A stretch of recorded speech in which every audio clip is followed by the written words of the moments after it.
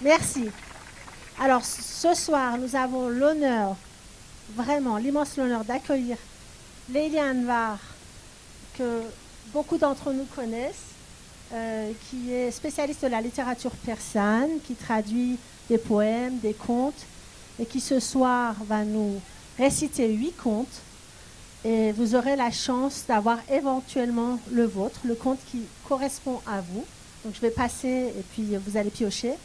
Et Laila Ramazan, pianiste, compositrice internationale, qui non seulement joue un grand répertoire classique, mais travaille sur le répertoire de la musique persane. Je pense qu'il n'y en a pas beaucoup qui font ce travail presque universitaire. Et donc ce duo était déjà là l'année dernière avec des chansons persanes, des chansons de poétesses afghanes, iraniennes. Et cette année, donc, on a voulu faire différemment. Ça sera des contes. Et donc, je vais passer vous faire piocher là-dedans. Et vous allez, à mon avis, tout simplement vous régaler. Et le ciel avec nous, vous avez même vu l'arc-en-ciel. Merci de les accueillir.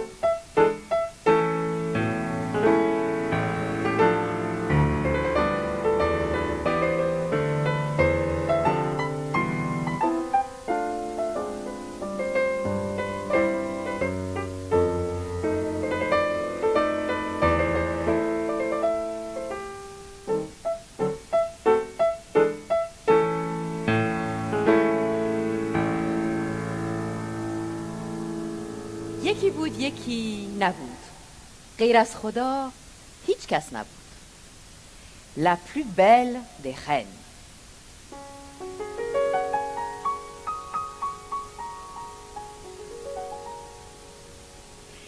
Il était une fois, et il n'était pas, sous la voûte azurée au pays d'autrefois, une reine, une vraie, souveraine des cœurs et des corps, détentrice du pouvoir absolu, la justice et la grâce réunies. Ses boucles, une nuit noire qui exhalait le musc, son visage, une lune parfaite en son éclat, une stature de cyprès, un cou d'ivoire pur, des lèvres de rubis posées sur une rangée de perles, et de grands yeux de gazelle, où l'on aurait pu voir, si seulement on avait pu lever les yeux vers elle, l'univers tout entier reflété en miroir. Tout en elle était perfection suave. Mais tout en elle était aussi lumière. Elle était un soleil, et sa beauté irradiée malgré le voile de soie rose qui recouvrait son visage et les brocarts chamarrés qui dissimulaient son corps. Quand, juchée sur son cheval noir, elle traversait les rues et les places de son royaume, on s'attroupait pour la regarder. Et on voulait recueillir l'effluve de son parfum. Mais ceux qui s'approchaient de trop près, qui osaient lever les yeux vers elle, étaient comme foudroyés, car personne ne pouvait soutenir de voir beauté pareille sans ployer. Et pourtant, tout un peuple d'amants chaque jour attendait son passage, espérait son visage, quitte à en mourir. La voir, c'était périr, mais y ne renoncer, c'était mourir de désir. Et ainsi, chaque jour, des centaines d'amoureux rendaient l'âme, qui de l'avoir vue et qui de l'avoir trop attendue.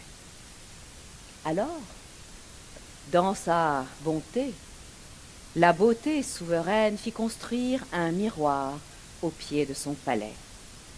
Ainsi, chaque fois qu'elle se penchait à son balcon, le soleil de son visage se reflétait sur l'éclatante surface. Et là, dans ce miroir, chacun pouvait contempler le reflet de sa beauté et sans se brûler. Ce miroir, c'est ton cœur. Si tu le polis, s'il devient transparent et pur, alors tu pourras y voir la lumière du soleil reflétée. Et ton éblouissement n'aura pas de fin. Et tu seras vivant. Et tu seras amant pour toujours.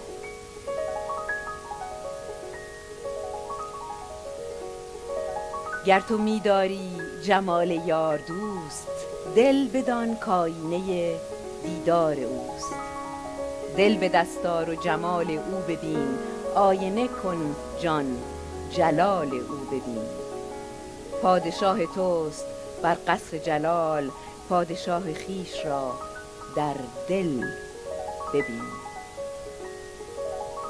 Si tu es amoureux d'un visage de beauté, sache que c'est ton cœur qui contient son reflet. Obtiens un cœur alors, contemple sa beauté, fais ton âme un miroir et vois sa majesté.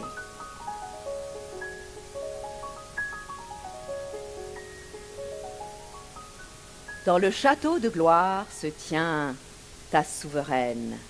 L'astre de sa beauté illumine ce palais, vois dans ton propre cœur le reflet de ta reine, et dans un seul atome, vois le trône céleste.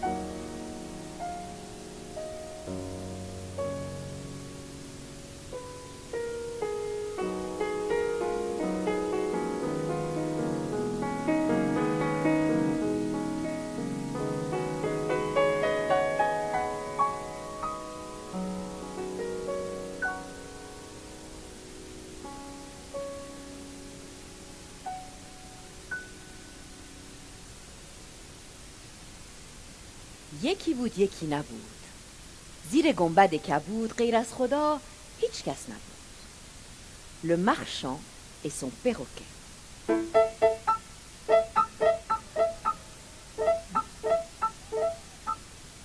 Il était une fois, et il n'était pas, sous la voûte azurée au pays d'autrefois, un marchand qui habitait dans la ville de Samarcande-la-Douce. Il vivait dans une vaste et belle maison avec ses femmes, ses enfants et ses nombreux domestiques. Au centre de la maison, il y avait un jardin persan bordé de cyprès et de parterres de fleurs colorées, embaumant la rose, le jasmin et le basilic.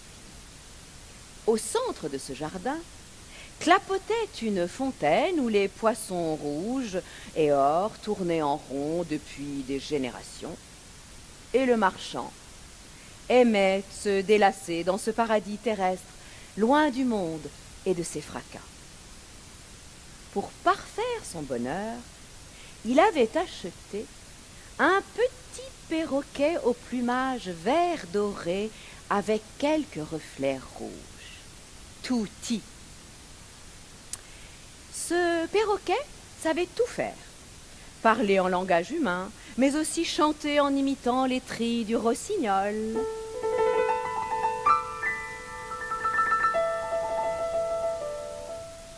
Ou alors en contrefaisant le roucoulement des tourterelles.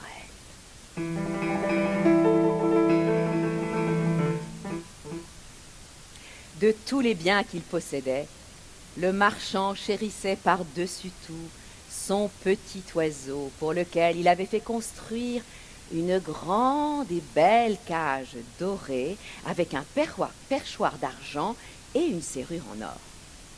C'était un homme bon et un marchand prospère. Un jour, avant d'entreprendre pour ses affaires un long périple qui devait le mener jusqu'aux confins de l'Inde, il rassembla les gens de sa maison et demanda à chacun ce qu'il voulait qu'il leur rapportât comme cadeau de voyage. Après les avoir tous entendus, le marchand s'adressa à son perroquet. « Et toi, mon bel oiseau à la voix suave, que veux-tu que je te rapporte ?»« Rien de particulier, répondit l'oiseau. Je n'ai qu'une requête. Quand tu te retrouveras dans la forêt et que tu verras les perroquets en liberté, salue-les de ma part et porte-leur ce message. Comme je vous envie de voler comme bon vous semble dans les vertes forêts de mon enfance. Dans votre bonheur, pensez aussi de temps en temps à moi, tristement confiné dans ma cage, et transmettez-moi un message qui soit un baume sur mon cœur. » Le marchand promit de n'oublier personne, fit ses adieux et s'enfuit vers l'Hindoustan.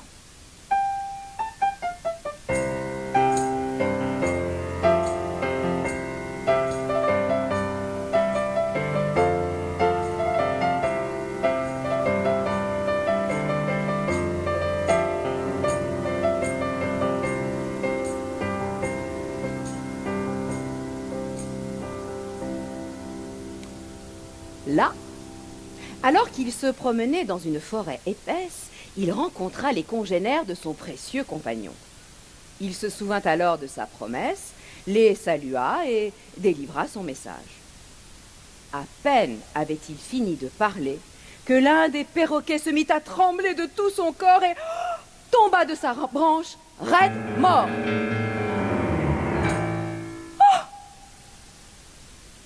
Le marchand, qui avait le cœur tendre, en fut profondément affligé et regretta d'avoir parlé sans réfléchir et d'ainsi d'avoir fait mourir de chagrin le pauvre volatile.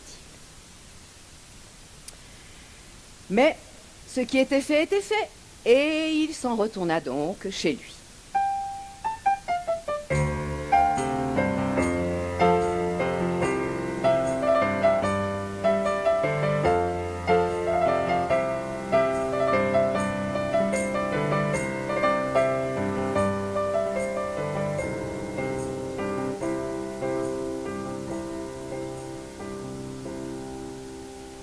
De retour à Samarcande, il offrit à chacun les présents qu'il avait rapportés de son voyage.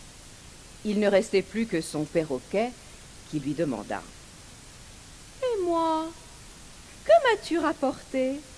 As-tu vu mes frères? Leur as-tu parlé? T'ont-ils confié un message à mon adresse? » « Oh, ne me demande pas de te raconter ce qui s'est passé avec les perroquets en Inde, répondit le marchand. J'en ai encore le cœur brisé. Mais que s'est-il passé? Tu en as dit trop ou pas assez. Raconte-moi, je t'en supplie, ce que tu as vu et entendu. Ne me laisse pas dans l'incertitude.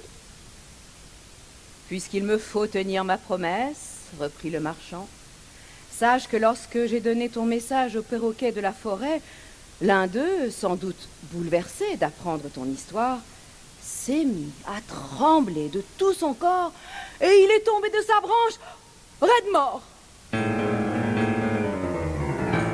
Oh!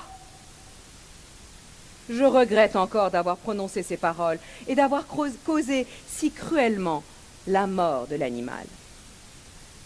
À ces mots, le perroquet, dans sa cage, se mit à trembler de tout son corps et il tomba de son perchoir, raide mort.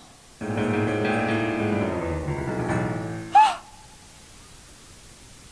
Le marchand poussa un cri, puis, tout en plaintes et soupirs, il s'arracha les poils de barbe en se blâmant encore une fois d'avoir trop parlé, trop vite, sans réfléchir, et d'avoir ainsi causé la mort de son oiseau chéri. Mais il n'y avait plus rien à faire, car les soupirs, hélas, ne ressuscitent pas les morts. Alors, la mort dans l'âme, il ouvrit la porte de la cage et jeta le corps au fond du jardin, entre deux cyprès. Que ne vit-il pas? Le perroquet qui s'envola dans un bond et alla se poser en haut d'un arbre. Quel est donc ce prodige? S'étonna le marchand. Comme tu as tenu ta promesse et que tu m'as rapporté d'Inde le cadeau que je t'avais demandé, moi aussi, je vais te faire un cadeau, lui dit l'oiseau. Sache qu'en contrefaisant le mort, le perroquet de la forêt m'a donné une leçon de vie. Si tu veux te libérer de ta cage, m'a-t-il fait comprendre, il faut que tu meures. Il faut que tu cesses de chanter et de parader. Toutes ces séductions dont tu es paré sont aussi les raisons pour lesquelles on t'a mis en cage. Quand tu auras renoncé à tout cela, on ouvrira la cage sur toi, tu seras libéré et tu pourras t'envoler. Crois-moi, mon cher ami, toi qui fus mon maître, si toi aussi tu veux te libérer de ta cage, si dorée soit-elle, je te conseille de mourir à tout ce que tu possèdes, de mourir à toi-même. Alors, libéré de ta prison, ton âme pourra enfin prendre son envol.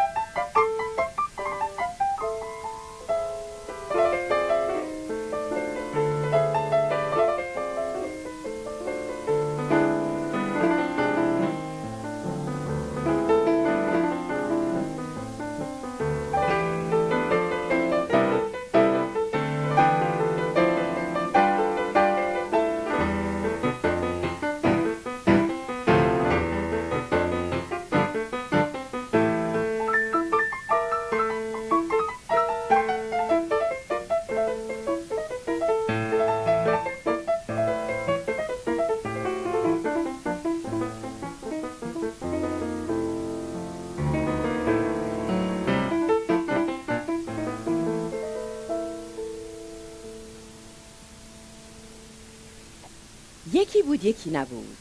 زیر گنبد کبود غیر از خدا هیچ کس نبود. La goutte de pluie.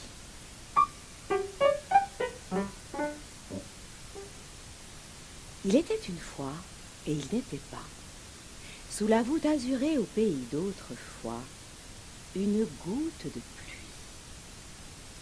یکی قطره باران ز ابری چکید، خجل شد چو پهنای دریا بدید، که جایی که دریاست من کیستم، گر او هست حقا که من نیستم. Cette goutte de pluie tomba un jour d'un nuage et fut plongée directement dans l'océan. Comme c'était une toute petite goutte de rien du tout, personne ne remarqua son absence dans le nuage, ni sa présence dans l'océan.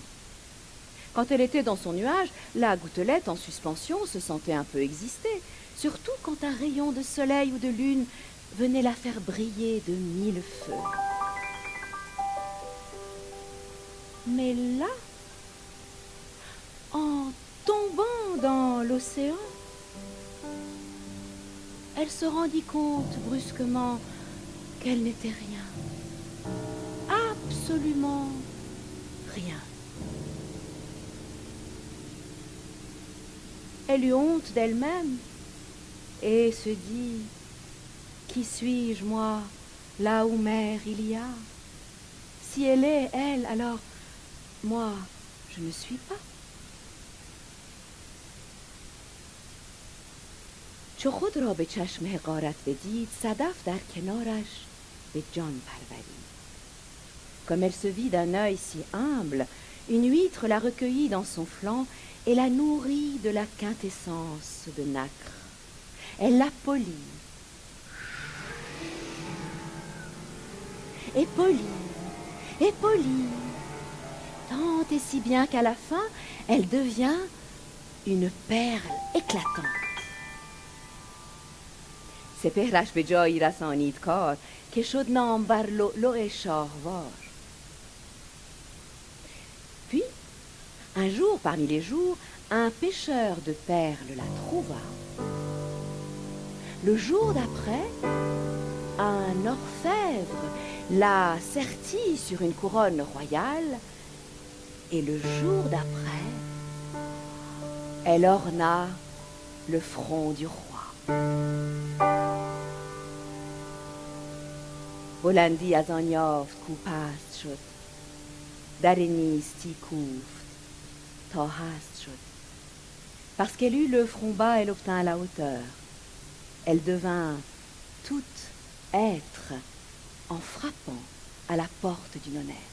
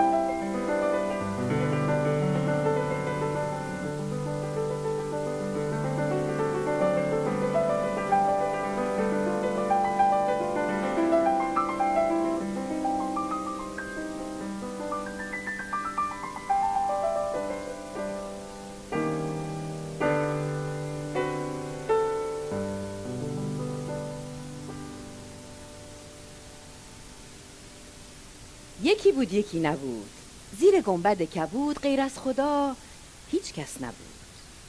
Qu'est-ce qui est plus grand?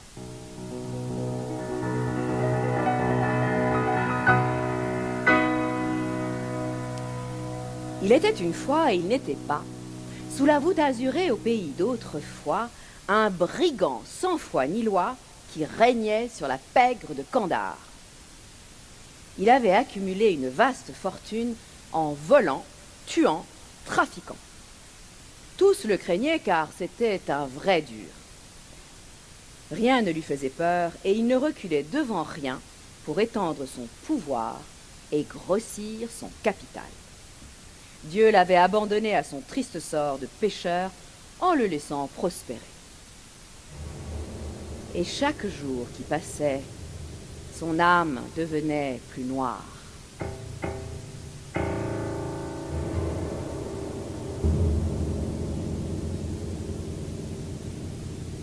Impitoyable avec tous, il n'avait qu'une faiblesse, son fils unique qu'il aimait tendrement.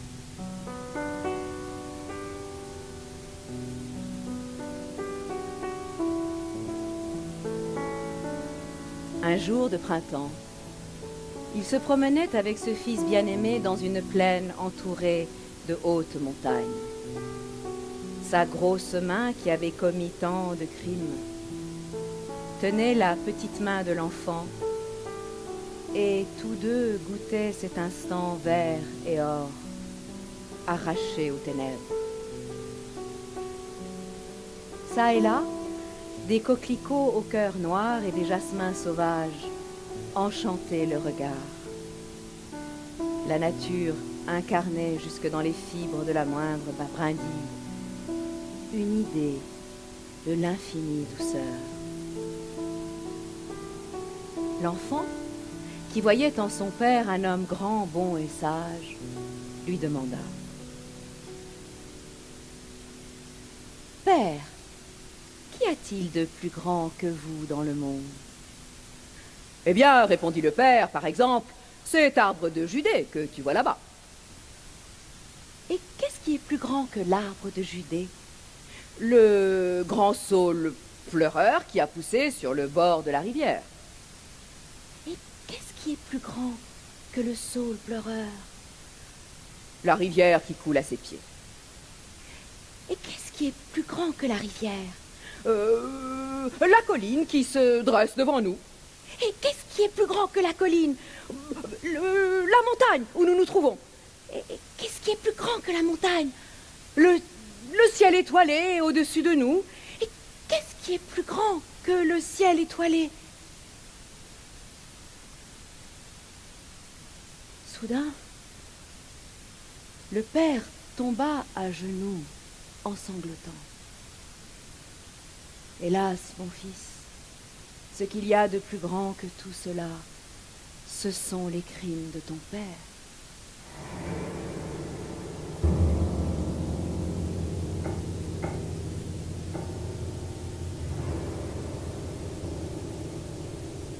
Alors, au tréfonds de son âme, l'homme entendit une voix qui disait: « Et ce qu'il y a de plus grand que tes péchés, ô mortel, c'est le pardon de Dieu. » Et un rayon de lune traversa son cœur.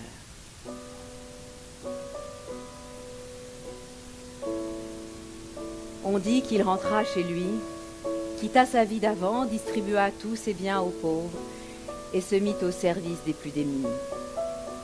On dit aussi qu'à sa mort, il rejoignit l'océan de la miséricorde, qui est plus grand que tous les péchés et tous les bons actes, réunis, plus grand que le ciel, plus grand que l'empyrée.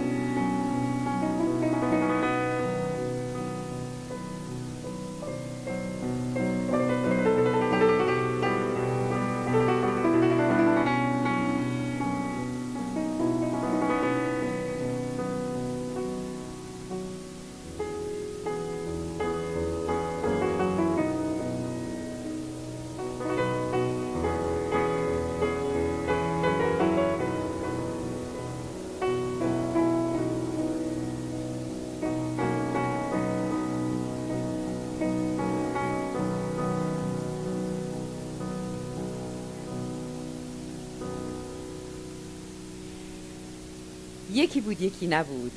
Zile gomba de kaboud, reiraskodor, hitchkas nabud. Le joueur de luth.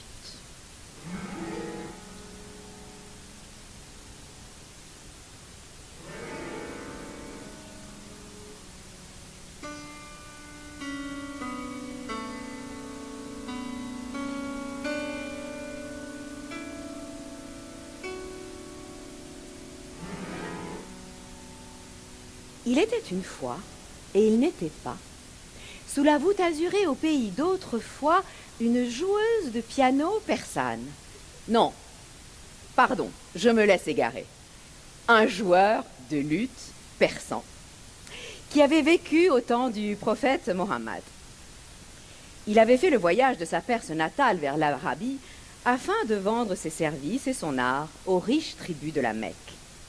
Toujours à la recherche de nouveaux divertissements, il jouait aux fêtes et aux banquets pour accompagner les débauches sensuelles des privilégiés de la ville.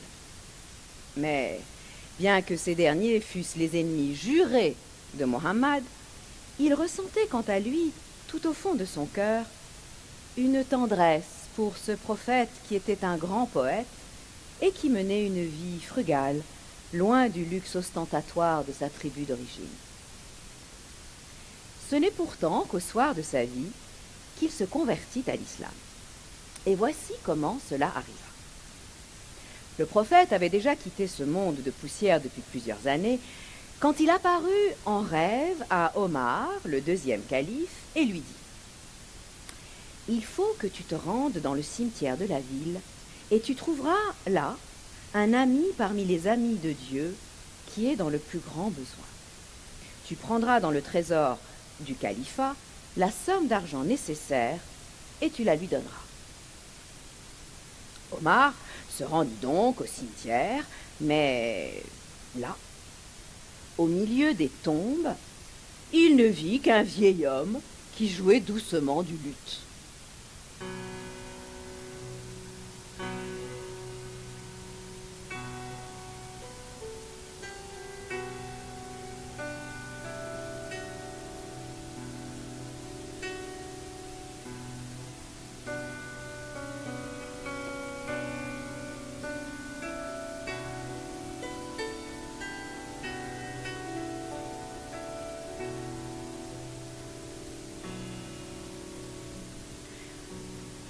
Omar se dit alors en lui-même « Ce n'est qu'un joueur de luth. Il est impossible qu'un amuseur public soit un ami de Dieu.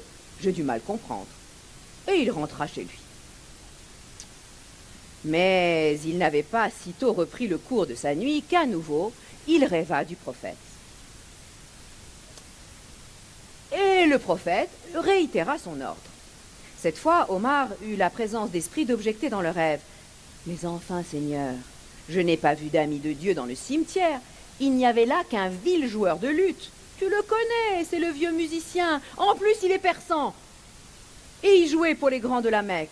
Et nous savons bien tous les deux que la musique est interdite et illicite dans ta religion. » « Qui a dit que la musique était illicite ?» lui répondit le prophète. « Ce qui est illicite, c'est ce qui éloigne de Dieu. Mais que sais-tu des amis de Dieu? Que sais-tu de ceux qui se passent dans les cœurs? Crois-tu que seuls ceux qui prient comme toi et qui professent l'islam sont proches de Dieu ?» Omar retourna donc au cimetière et raconta au vieil homme son rêve. Celui-ci en fut bouleversé et lui expliqua à son tour que depuis longtemps déjà, il ne jouait plus dans les fêtes et les assemblées, mais qu'il venait là toutes les nuits avec son luth et jouait pour Dieu.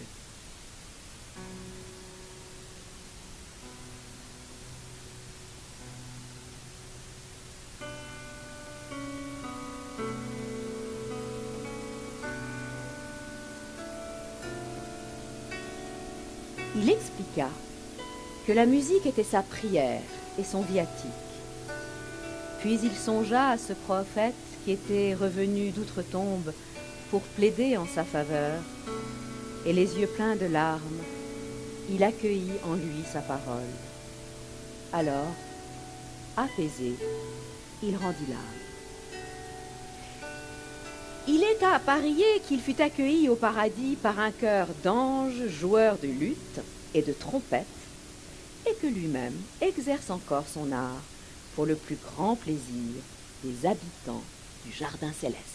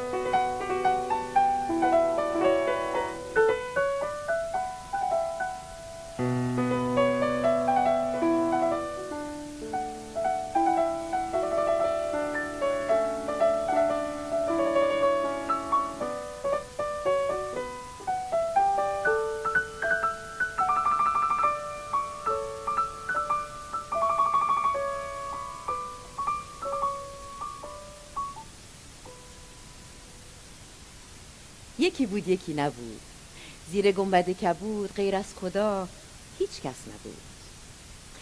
L'histoire des papillons et de la chandelle.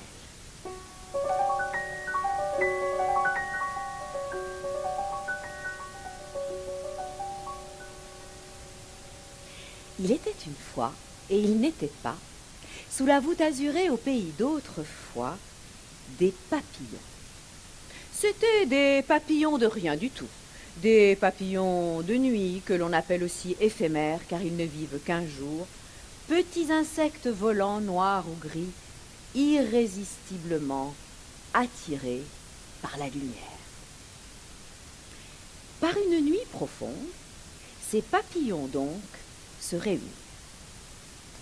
Ils s'étaient retrouvés autour de l'un d'entre eux qui était plus sage et plus avancé que les autres, car une question les taraudait. Qui est cette chandelle que de loin nous adorons? Qui est-elle, elle, si belle, si lumineuse? Quelle est sa nature?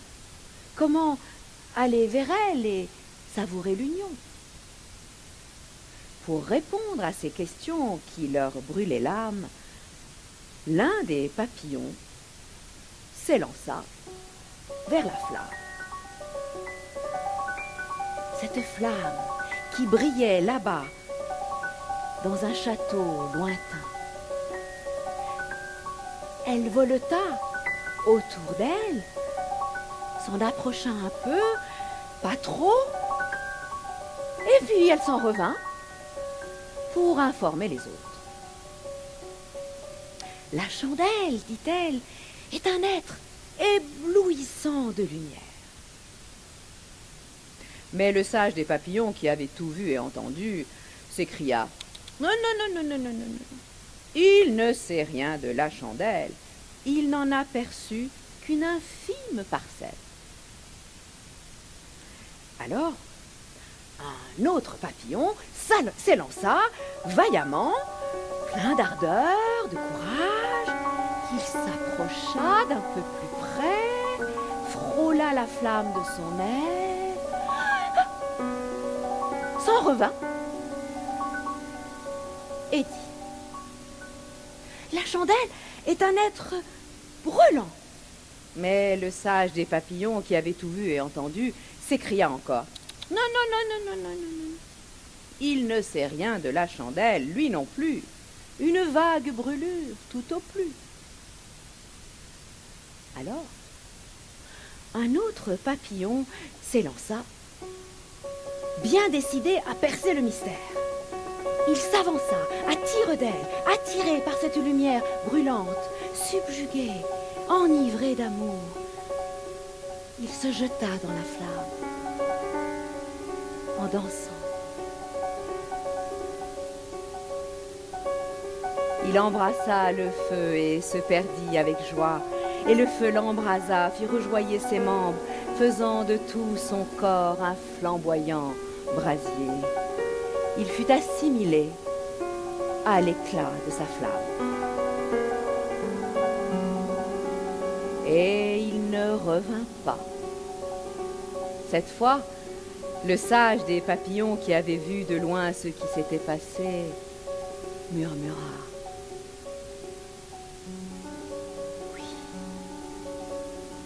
Oui, ce papillon-là a percé le mystère, lui seul et aucun autre sait de quoi il retourne.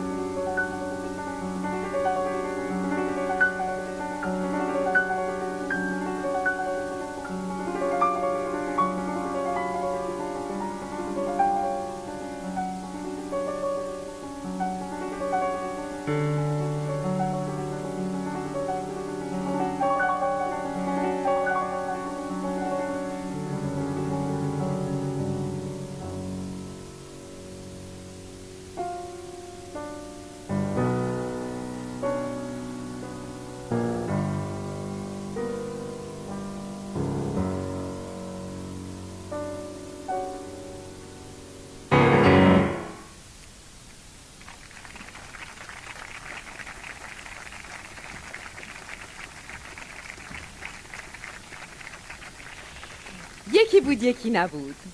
زیر گنبد کبود غیر از خدا هیچ کس نبود.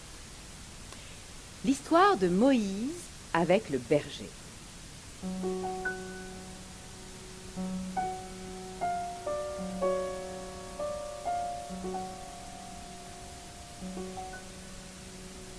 Il était une fois, et il n'était pas, sous la voûte azurée au pays d'autrefois, un berger. Un berger que Moïse rencontra un jour alors qu'il cheminait dans le désert. Ce berger, qui était un homme humble au cœur bon et ardent, priait. Il disait: تو کجایی تا شوم من چاکرت، چارقت دوزم کنم شانه سرت، جامه‌ات شویم شپشهایت کشم، شیر پیشت آورم ای محتشم، دستکت بوسم بمالم پایکت، وقت خواب آید بروبم جایکت، ای فدای تو همه بزهای من، ای به یادت هی هی و هی های من. Ô mon Dieu, ô mon aimé, où es-tu pour que je puisse te servir, que je couse tes sandales, que je te peigne, que je te lave tes vêtements, que je t'enlève tes poux, que je t'apporte du lait, ô toi qui as tout, que j'embrasse tes petites mains adorées, que je masse tes petits pieds, que je nettoie ton petit lit à l'heure du coucher. À toi je donne toutes mes chèvres en sacrifice, toi mon désir, mon souvenir, toi mes soupirs. En entendant cela, le sang de Moïse ne fit qu'un tour. Lui, le grand prophète de la loi, lui à qui Dieu avait parlé, Moussa Kalimollah, ne pouvait tolérer une prière si honteusement anthropomorphe. Comme pour lui donner une chance de se racheter, il demanda au berger: « Dis-moi, vieil homme, à qui tu t'adresses là? À qui tu crois parler ?»« Mais à celui qui nous a créés, répondit le berger, celui qui a fait le ciel et la terre, celui qui a fait advenir la lumière, celui qui est digne d'être adoré. »« Malheur à toi !» s'écria le prophète. « Malheur à toi ! Quelle sottise profères-tu là? Quel blasphème a passé la barrière de tes dents? N'as-tu pas de vergogne? Remplis ta bouche de coton, tais-toi! Tes paroles impies ont souillé le monde. La noirceur de ton âme recouvre le soleil de la vérité. Tu as lacéré la soierie de la religion. C'est toi qui as des poux, qui as besoin de sandales. C'est toi qui as faim et besoin de lait. Toi qui es faible, toi qui dois te coucher, toi qui as un corps, et toi, à n'en pas douter, qui est complètement égaré. Lui, le Dieu de majesté, est pur de tout cela. Qu'a-t-il à faire de tes chèvres et de tes prières? Le berger en eut le cœur brisé. Lui qui croyait prier n'avait donc que péché. Le feu du repentir lui consumait l'âme. Il déchira ses vêtements, laissa là ses chèvres, sa tente, ses prières, et fit cap vers le désert.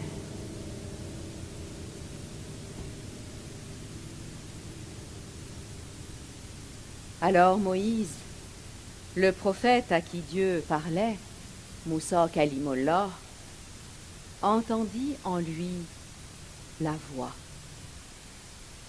Pourquoi, ô Moïse, as-tu éloigné de moi mon serviteur?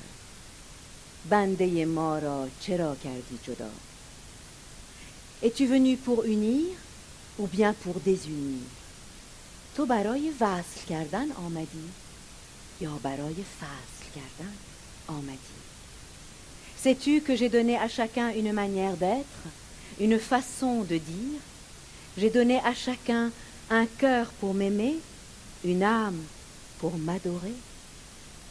Sais-tu, ô Moïse, que j'ai fait les peuples divers et les langues diverses, que de moi procèdent tous les rites et toutes les religions, que je suis le sans nom d'où procèdent tous les noms, que j'ai pris tant de noms et tant de formes depuis que le monde est monde et que les hommes me cherchent. Sais-tu, ô Moïse, que ce n'est pas moi que leurs louanges purifient. Ils se purifient eux-mêmes en répétant mon nom. Ce n'est pas moi que leurs prières glorifient. Ils se grandissent eux-mêmes en m'adorant. Mes commandements ne servent pas mes intérêts. Ils ne sont que l'expression de ma générosité. Je suis l'un, il est vrai, mais j'aime à me donner au monde en une myriade de facettes, pour la beauté contemplée, pour les jeux de miroir, pour le désir, pour l'ivresse des mots et la douceur des noms, pour l'amour partagé. Que m'importent les mots, que m'importe la forme. Moi, je regarde l'âme, je regarde l'intention, je regarde dans le cœur le diamant de la foi. Combien encore de mots, de métaphores, de comparaisons. Recherche la brûlure, c'est la brûlure que je veux. Sache, ô Moïse, qu'il y a ceux qui connaissent la loi et ceux dont l'être est consumé. Il y a les tenants des règles et ceux que l'amour a emportés. La religion d'amour n'est pas une religion comme les autres. Les amants ont Dieu seul, comme credo et comme religion. ملت عشق از همه دینها جداست عاشقان را ملت و مذهب خداست. Allume dans ton cœur un feu fait d'amour et brûle tout entier, les pensées et les mots.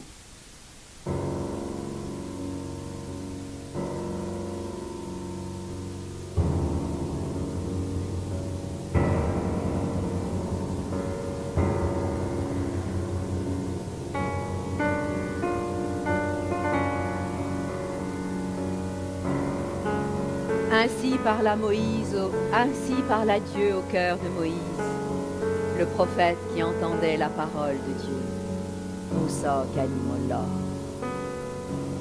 Il lui révéla bien des secrets, l'initia aux arcanes de la vérité, et ces paroles suaves dont on ne peut parler, ce langage sans mots, murmure d'âme à âme, transformèrent le prophète.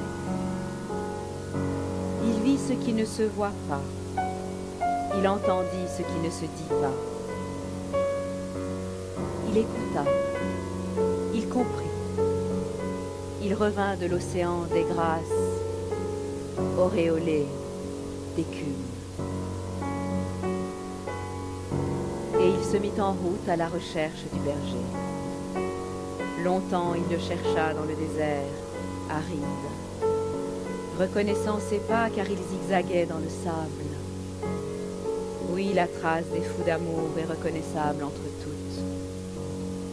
Ils sont ivres, et dans le désert du monde, ils titubent éperdus, ne sachant où aller pour trouver leur bien-aimé.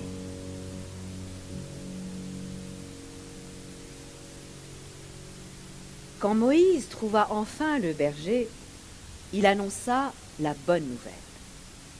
هیچ آدابی و ترتیبی مجو هرچه میخواهد دل تنگت بگو. Un ordre est arrivé ô berger au cœur pur. Tu peux laisser ton cœur parler comme il te plaît. Tu peux louer ton Dieu, lui parler en secret. Tu peux dire ta douleur, tu peux dire ton amour. Tout ce qui vient de toi est agréé par lui. Il s'est bien calmé depuis tout à l'heure. Ah, répondit le berger, mais j'ai dépassé tout cela. Grâce à toi, je suis maintenant arrivé là où cessent les mots. Mon âme a caracolé par-delà l'empyrée. Bénie soit ta main qui a fouetté ma monture. Bénie soit ta langue qui a brûlé mon cœur. Tu m'as ouvert le ciel et j'ai parcouru les 7 degrés de l'ascension céleste. Grâce à toi, Mon âme consumée a vu au-delà du visible. L'aimer s'est révélé sans nom et sans visage. Mon état désormais est impossible à dire.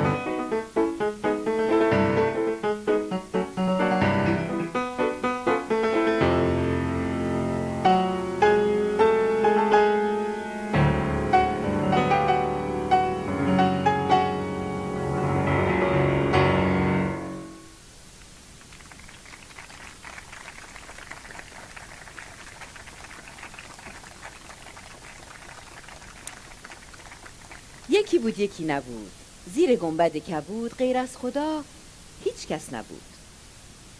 Le prince Ibrahim Adham.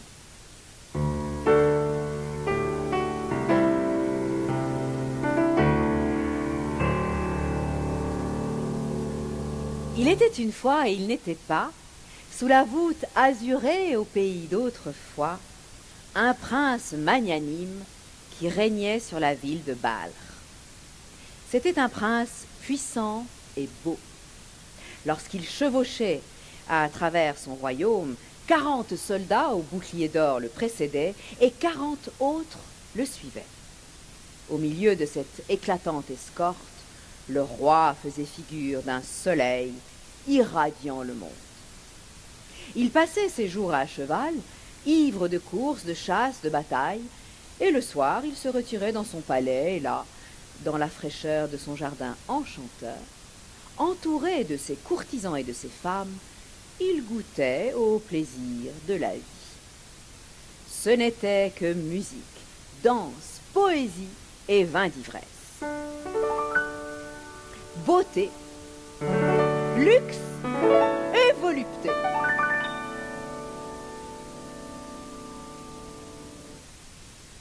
Mais tout au fond de son cœur, Ibrahim Adham ressentait une absence, une soif qu'aucun plaisir ne parvenait à étancher. Il désirait autre chose. Ce manque donnait un arrière-goût d'amertume à tous ses plaisirs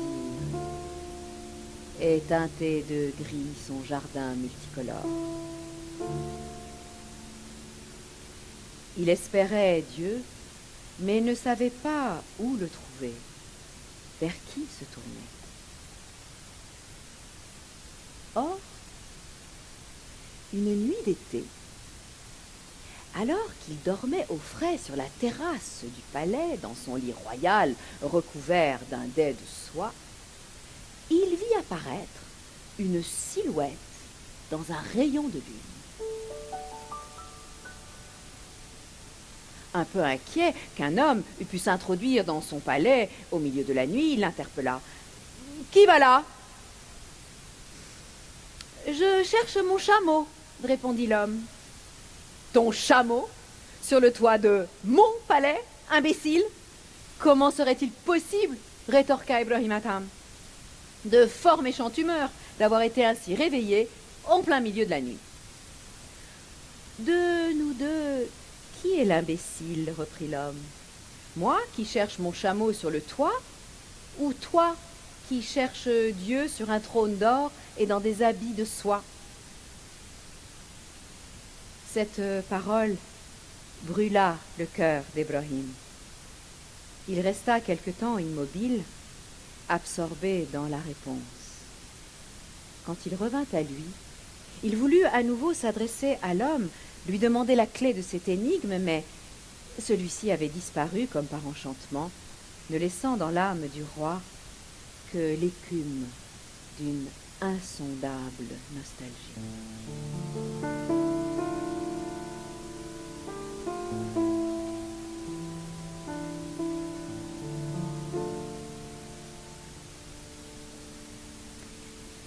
Quelque temps plus tard, un jour que le prince Ibrahim Adham tenait audience publique entouré de ses ministres, de ses courtisans et de ses innombrables serviteurs à la taille élancée, ainsi que de toutes sortes de gens venus réclamer justice, un homme fit irruption à la cour.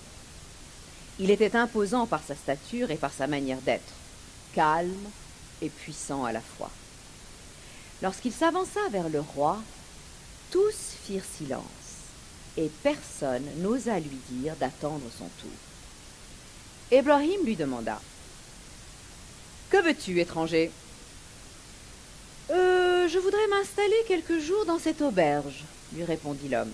« Mais ceci n'est pas une auberge, » répliqua le prince, agacé par tant d'insolence. « C'est ma demeure. »« Ah » fit l'homme. « À qui appartenait cette demeure avant toi ? » ?»« Eh bien, elle était à mon père. Et avant lui, à mon grand-père. Et avant cela, à un tel. Et avant cela, au père d'un tel. Et où sont-ils passés, tous ? Bah, ils ont trépassé, et leur temps est passé. Et tu dis que cette demeure, où tant de gens n'ont fait que passer, n'est pas une auberge ? À ces mots, l'étranger tourna les talons et quitta à grands pas le palais. Ibrahim Adham, que ces paroles avaient embrasé, courut derrière lui.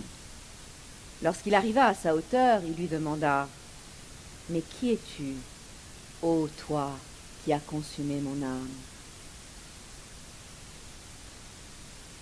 « Je suis la terre et le ciel, » lui répondit l'homme.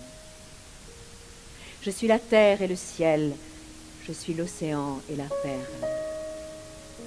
Certains m'appellent Khezr, le verdoyant, d'autres le prophète Élie, d'autres le maître intérieur. Je suis le gardien de l'eau de la vie éternelle. Qui veut boire de cette eau doit tout laisser et me suivre au tréfonds de la montagne, dans la grotte au mystère.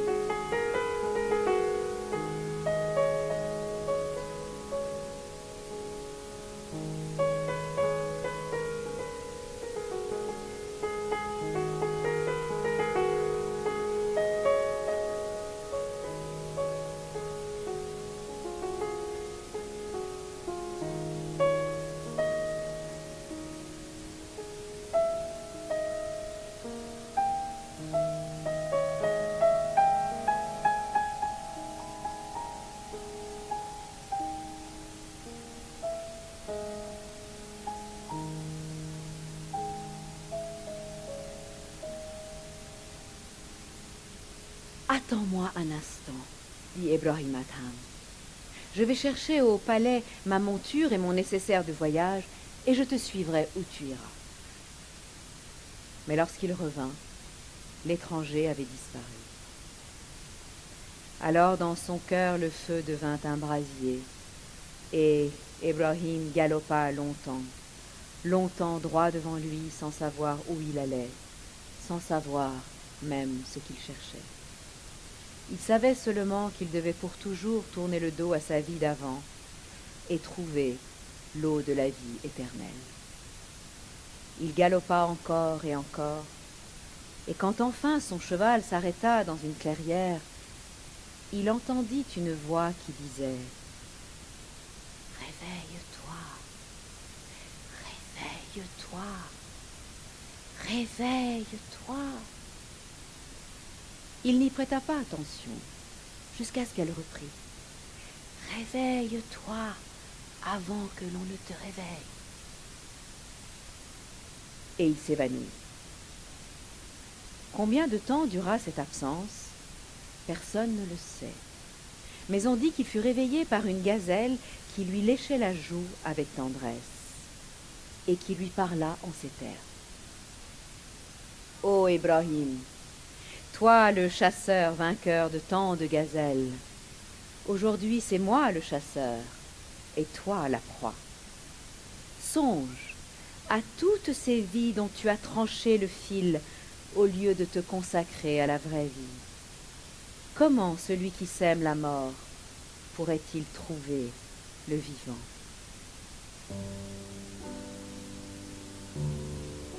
Ces mots ébranlèrent Ibrahim. Soudain devant lui, les voiles se déchirèrent. Il fut témoin de ce qui ne peut se dire, et il fut secoué de sanglots. Toute sa vie défila devant sa conscience, sa vie de manquement et de négligence, sa vie tissée de ténèbres et d'oubli, sa vie vouée exclusivement au plaisir des sens et à l'ivresse du pouvoir, sa vie jonchée de mort et de chagrin. Il revit les corps qu'il avait blessés, les cœurs qu'il avait brisés. Il comprit que le temps était venu de s'arracher définitivement à tout cela et de se consacrer à la recherche de son moi véritable et de Dieu. Il se vit tel qu'il était, et tel il s'abandonna entre les mains de celui qui pardonne. Il pleura longtemps, très longtemps, tellement que ses vêtements royaux, la selle et le cheval, en furent trempés.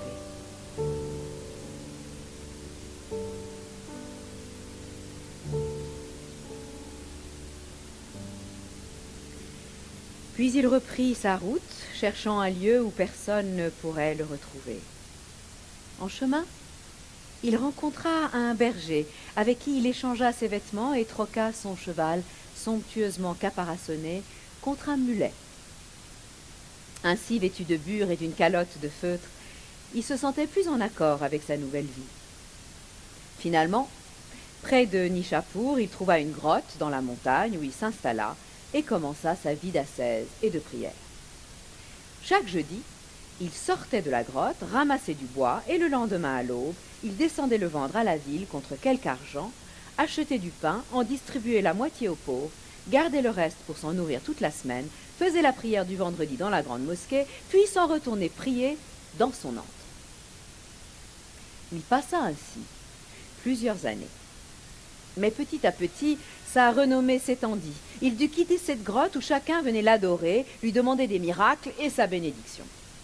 Il s'enfuit donc, et erra longtemps, nourrissant les pauvres, guérissant les malades, consolant les malheureux, mais quittant aussitôt ceux qui voulaient à toute force le vénérer.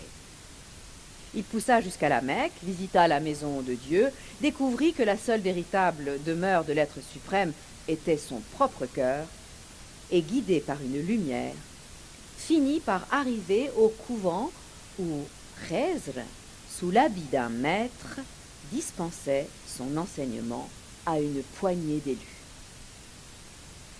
Il se saisit de l'énorme heurtoir et le cœur débordant d'espoir, il frappa à la porte.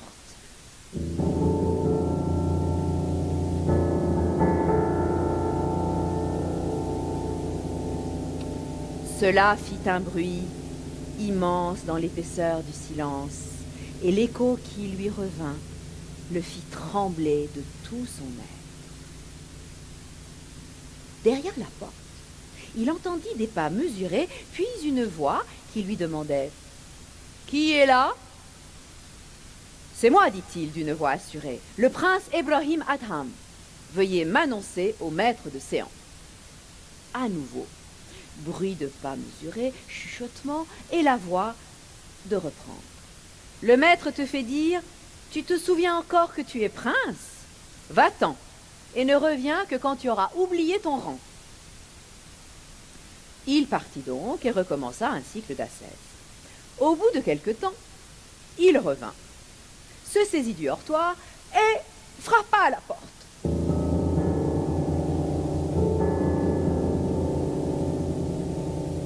On demanda « Qui est là ?» Il répondit d'une voix douce « Je suis Ibrahim, le serviteur dévoué de Dieu. » Même bruit de pas mesurés, chuchotement, même voix qui rétorqua derrière la porte. Le maître te fait dire « Tu es donc encore quelque chose ? Va-t'en, et ne reviens que quand tu auras oublié qui tu es. » Il repartit donc et recommença un cycle d'ascèse. Au bout de quelque temps, il revint, se saisit du heurtoir, frappa à la porte.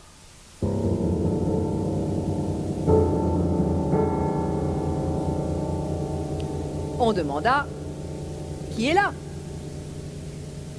Et il répondit d'une voix éteinte « Je ne sais pas qui est là. Dites au maître que je ne sais pas qui je suis. Je ne sais pas si seulement je suis.